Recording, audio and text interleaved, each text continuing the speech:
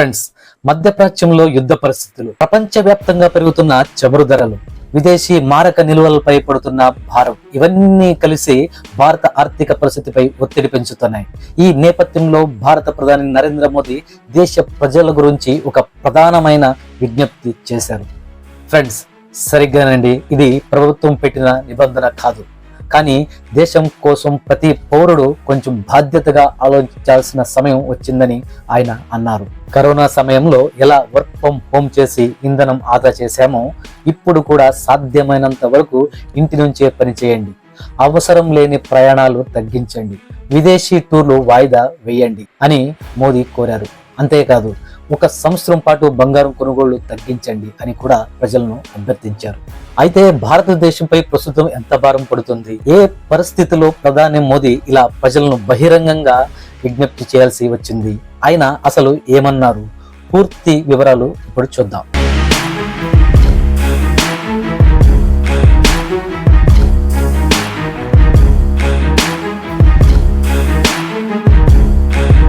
Friends, middle east లో పెరుగుతున్న ఉద్రిక్తలు, ప్రపంచవ్యాప్తంగా చమురు సరఫరాలో ఏర్పడుతున్న అంతరాయాల నేపథ్యంలో ప్రధాని నరేంద్ర మోదీ దేశ ప్రజలకు 3 ముఖ్యమైన సూచనలు చేశారు. మొదటిగా, చమురు వినియోగాన్ని తగ్గించి ఇంధనాన్ని ఆదా చేయాలి.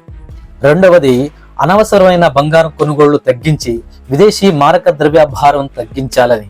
మూడవది, విదేశాలపై ఆధారపడకుండా దేశీయ ఎరువులు మరియు స్వదేశీ సాగును ప్రోత్సహించాలని ఆయన ప్రజలకు పిలుపునిచ్చారు. ఫ్రెండ్స్, బంగారం ఇది భారతదేశానికి వరం అని అనుకోవచ్చు, అలాగే శాపం అని కూడా అనుకోవచ్చు. మన భారతదేశం ప్రపంచంలోనే అత్యధిక బంగారం కొనుగోలు చేసే దేశాల్లో ఒకటి. కానీ మన దేశంలో బంగారు ఉత్పత్తులు చాలా తక్కువ.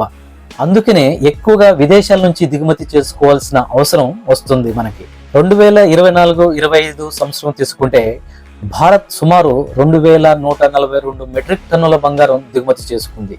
దీని విలువ దాదాపు $132 బిలియన్. అంటే మన భారతదేశ కరెన్సీలో చెప్పాలంటే సుమారు 11 లక్షల కోట్ల రూపాయలు. గడిచిన గత సంవత్సరాలకి పోలిస్తే దాదాపు 3 రెట్లు ఎక్కువ అని చెప్పుకోవచ్చు. ఫ్రెండ్స్, మనం పెట్రోల్, డీజిల్ కోసం ఖర్చు చేసే డబ్బు పరిశ్రమలకు, రవాణాకు ఉపయోగపడుతుంది. అంటే ఆ డబ్బు తిరిగి ఆర్థిక వ్యవస్థలో పనిచేస్తుంది. కానీ బంగారం మాత్రం ఎక్కువగా ఇంట్లో లాకర్లోనే పడిపోతుంది.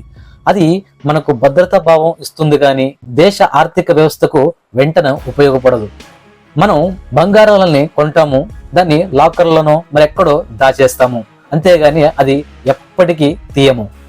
అయితే ఆ బంగారం కొనడానికి మాత్రం మన దేశాలకు డాలర్లో భారీగా డబ్బు చెల్లించాలి.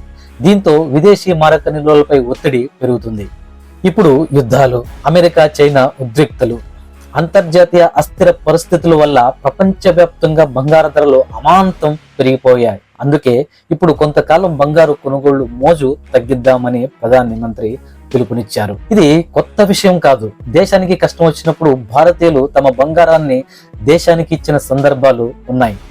కానీ ఇప్పుడు అంత అవసరం లేదు. కేవలం ఒక సంవత్సరం పాటు బంగారం కొనుగోళ్లు తగ్గిస్తే చాలు అని మోదీ చెబుతున్నారు. మనం ఇక్కడ గమనించాల్సిన విషయం ఏంటంటే, ప్రధానమంత్రి బంగారు కొనుగోళ్లు తగ్గించాలి అని చెప్పారే గాని పూర్తిగా బంగారాన్ని కొనొద్దు అని ఎక్కడా చెప్పలేదు.